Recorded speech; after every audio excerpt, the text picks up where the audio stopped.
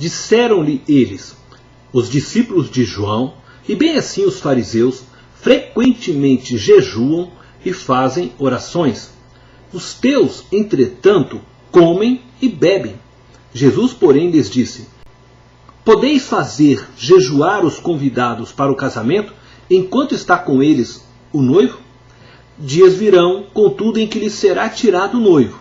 Naqueles dias, sim, jejuarão. Também lhes disse uma parábola. Ninguém tira pedaço de veste nova e a põe em veste velha, pois que rasgará a nova, e o remendo da nova não se ajustará à velha. E ninguém põe vinho novo em odres velhos, pois que o vinho novo romperá os odres, entornar-se-á o vinho, e os odres se estragarão. Pelo contrário, vinho novo deve ser posto em odres novos, e ambos se conservam. E ninguém, tendo bebido vinho velho, prefere o novo, porque diz, o velho é excelente. Os críticos de Jesus vieram a ele com uma pergunta. Os discípulos de João jejuam e oram frequentemente, bem como os discípulos dos fariseus, mas os teus discípulos vivem comendo e bebendo.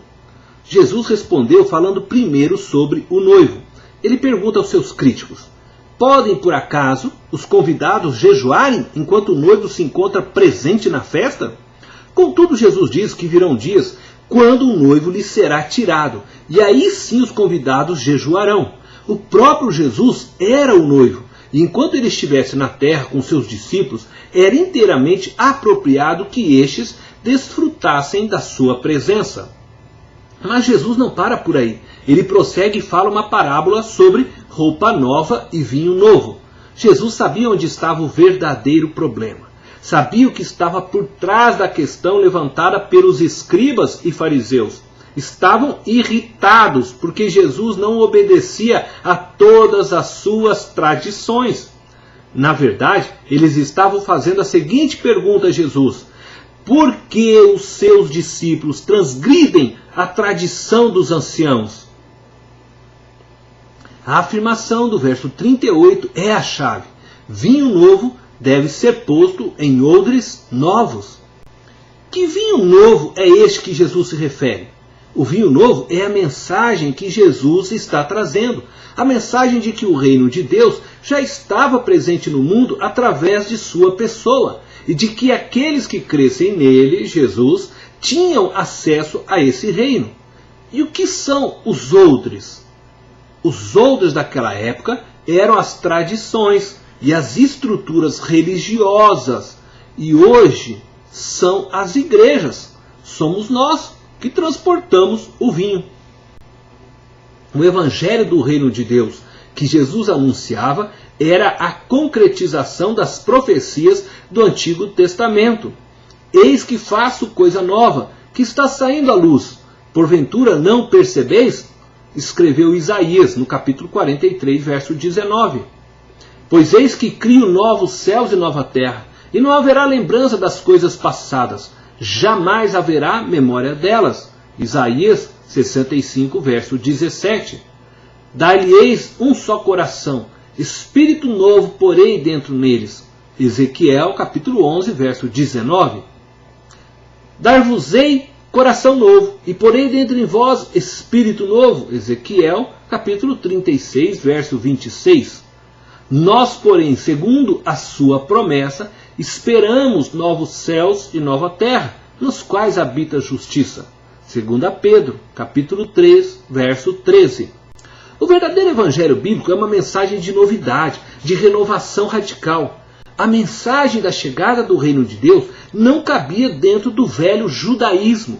O novo vinho que Jesus Cristo trazia não podia ser guardado dentro de um velho odre, pois o odre romperia e o vinho se perderia. O velho judaísmo não poderia conter o vinho novo de Cristo. A fé cristã teria de crescer e com certeza ela romperia o odre velho do judaísmo. E foi isso que aconteceu. A igreja de Cristo começou a crescer e a se espalhar pelo mundo todo, desfazendo-se das velhas formas judaicas, dos velhos ritos judaicos. O Evangelho de Cristo que pregamos ainda continua sendo o vinho novo.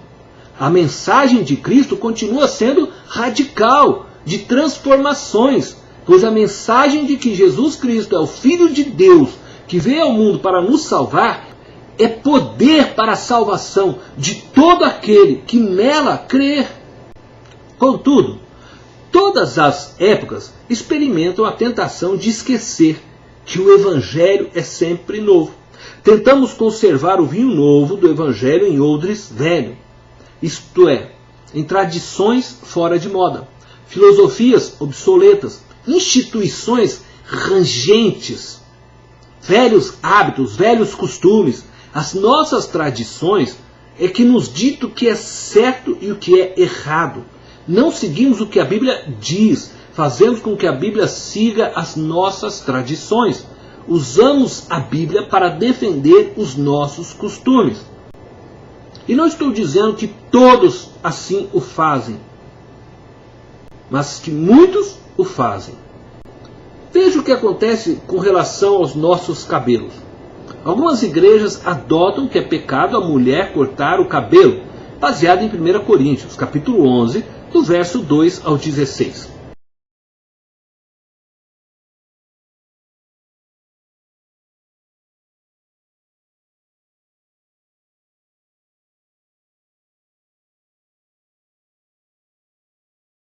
O apóstolo Paulo está dizendo que toda mulher que usa orar e profetizar na igreja, o faça com a cabeça coberta. Primeiro, o apóstolo Paulo parece que não concordava com estas atitudes de algumas mulheres. É o que nos diz o texto em 1 Coríntios, capítulo 14, verso 34 e 35.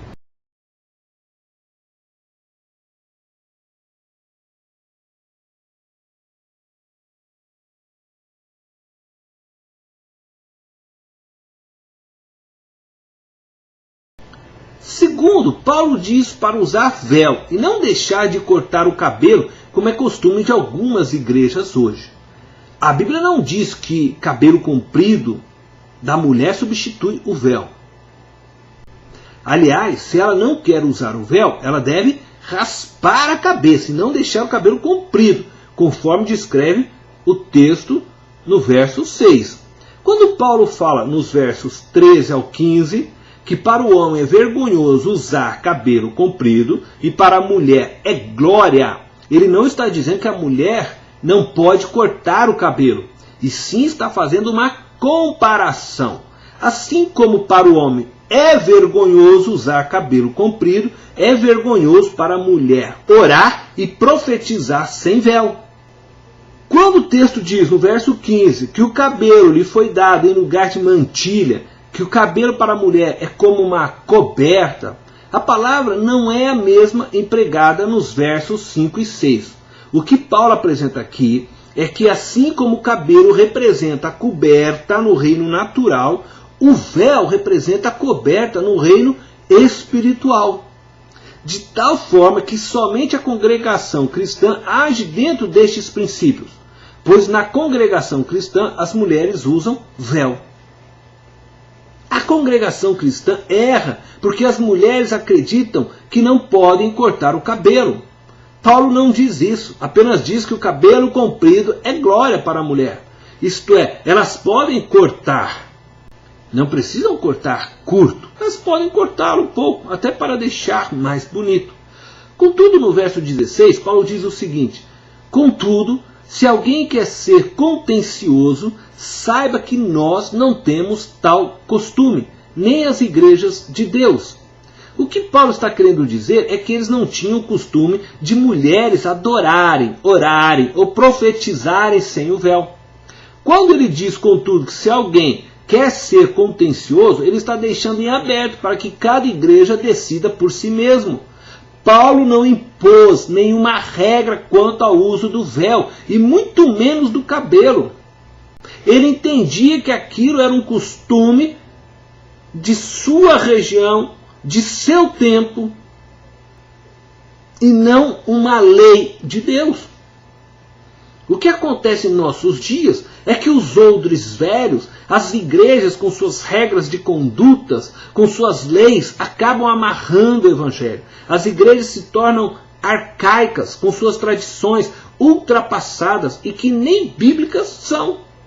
Essas tradições ultrapassadas devem ser rompidas para que o vinho novo possa, através da igreja, com novos odres, novas visões, novas propostas de trabalho, crescerem e levar o evangelho a toda a terra.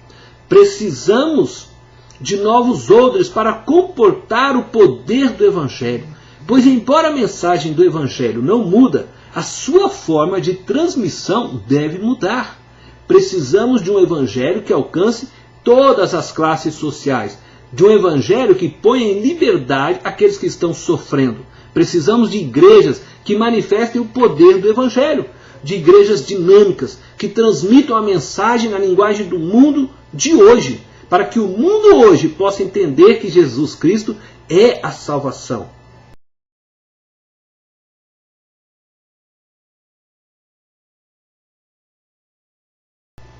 Nossas igrejas precisam descobrir os valores dos dons espirituais. Por muitos anos nada falamos a respeito disso. E muitos acabam até mesmo transformando esses dons em zombaria. Motivos de brincadeira, de chacotas, sem temor. Os dons espirituais foram dados por Deus e continuam sendo dados por Deus a todos aqueles que o buscam. Eu gostaria que todos, estas são as palavras de Paulo, pudessem orar em línguas estranhas. Pois diz a palavra de Deus que aquele que ora em línguas estranhas edifica a si mesmo. Para que a nossa fé cresça, para que nossas experiências com Deus cresçam. Pessoalmente, e eu enfatizo pessoalmente, eu gostaria que todos de nossas igrejas nos dias de hoje pudessem orar em línguas estranhas. Pois a palavra de Deus diz que aquele que ora em línguas estranhas edifica a si mesmo. Acredito que para que a nossa fé cresça mais e mais, orar em língua faz parte deste processo de edificação. Por isso Deus deu este dom. É claro que eu não quero que ninguém fique orando em línguas durante o culto e em voz alta, pois quando estamos reunidos, devemos buscar a edificação de todo o corpo, da igreja, e não somente a nossa própria edificação. Contudo, quando você estiver sozinho no seu quarto, você pode orar em línguas estranhas. E neste momento, embora você não entenda o que está orando, você com certeza estará se edificando. As nossas estruturas deixaram de lado o poder de Deus, e hoje, quando falamos de dons espirituais, somos tidos por pentecostais, olhados por outros como motivos de zombaria.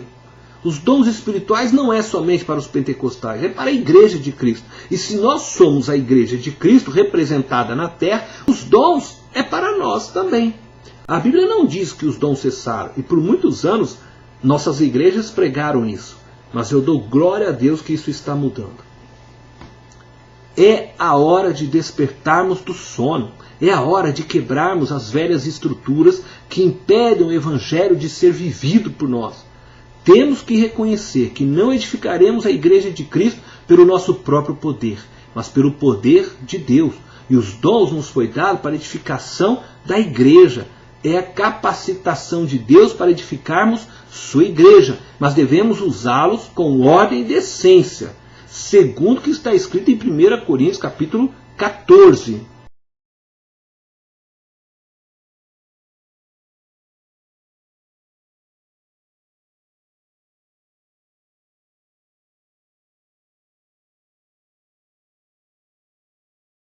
E Paulo é muito claro, com respeito principalmente aos dons de línguas, que num culto que ore 1, 2 ou 3 no máximo, e que seja em ordem sucessiva e com interpretação. Se não há interpretação, fique calado. Deus não é Deus de bagunça, Deus não é Deus de confusão. Precisamos estar atentos ao que a palavra ensina para não cairmos nos erros, num fanatismo desenfreado, num achismo, onde andamos pelo que achamos e não pelo que a palavra de Deus diz. Eu estou tocando nestes pontos para que nós possamos ver como nos tornamos. Vivemos não pelos ensinamentos dos apóstolos, mas pelas estruturas e pelas tradições que nos foram impostas durante anos. Não somos cristãos, somos presbiterianos, somos batistas, somos metodistas, somos o que a nossa instituição nos tornou. Mas onde estão os cristãos e as suas experiências com Deus? Não há problema em sermos presbiterianos, não há problema em sermos batistas, não há problema em sermos metodistas ou qualquer outra denominação.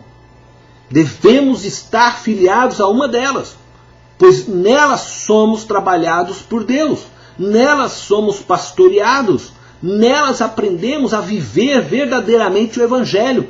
Não podemos viver sem igreja. Entretanto, somos cristãos acima de tudo. Os verdadeiros cristãos não estão presos às instituições, estão presos a Cristo. Não defendem Calvino ou Armínio, mas defendem os ensinamentos de Jesus Cristo. Vivem na doutrina dos apóstolos e o fazem sem se rebelarem com suas igrejas ou com seus pastores. Essa parábola do vinho novo também nos ensina da necessidade de odres novos. Precisamos estar renovando nossas igrejas e nossas vidas, pois os odres não são eternos. Precisamos acompanhar o mover do Espírito Santo sem perdermos, contudo, nossa identidade. Precisamos separar o que é tradição pura, ensinada por Cristo e seus apóstolos, e o que é tradição cultural, como música, horários de culto, de escola bíblica, modelos administrativos. Precisamos manter firmes os recursos e os métodos do Espírito que são eternos. Estes não podem ser ignorados pela Igreja de Cristo, pois é pelo poder e somente pelo poder do Espírito que a Igreja irá glorificar a Jesus Cristo. Precisamos renovar a metodologia humana ultrapassada, que já não serve para os nossos dias. Vivemos num mundo muito diferente dos nossos pais, dos nossos avós e dos dias dos apóstolos. Podemos usar recursos que nossos pais não tiveram como usar. Internet, redes sociais e tantos outros meios de comunicações que existem ou venham a existir. O vinho novo precisa de odres novos para alcançar a nova geração cibernética, a geração dos computadores, da internet. Não vivemos mais na era dos Flintstones, mas na era dos Jetsons. A igreja tem que acompanhar a revolução do mundo de hoje. Senão ninguém vai parar para ouvir a mensagem que ela tem para dar. Deus te abençoe.